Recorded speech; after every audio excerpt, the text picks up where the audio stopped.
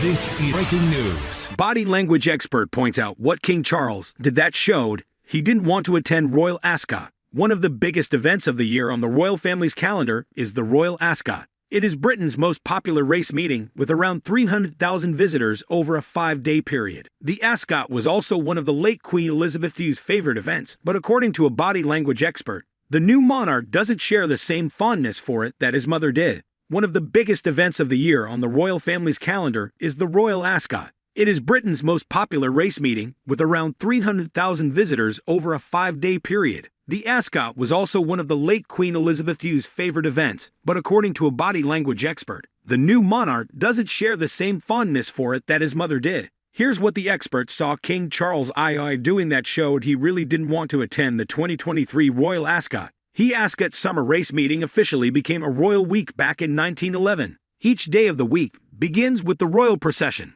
in which the reigning monarch arrives to the track with several other members of the royal family in horse-drawn carriages. They then spend the day there watching the horse races. King Charles' wife, Queen Camilla, formerly known as Camilla Parker Bowles, is a fan of horse racing. In 2021, the then Duchess of Cornwall discussed her passion for the sport and her hope for it to continue with the next generation. But just because Camilla enjoys the event doesn't mean her husband does, and body language and behavioral expert Darren Stanton says that was evident in the king's expressions when arrived at the Ascot. Speaking on behalf of Bonus Go Bets, Stanton explained, King Charles is masking a smile at Royal Ascot to avoid revealing he doesn't want to be there. Charles is not massively keen on horse racing, and he doesn't seem completely overjoyed to be at Royal Ascot. He's putting on a masking smile, which is to try and show some kind of enjoyment. Stanton continued, we tend to use masking smiles to avoid being rude or seeming ungrateful. It could even be when we're not feeling great. Charles put on a masking smile for the camera. I didn't think it was a genuine sign of enjoyment,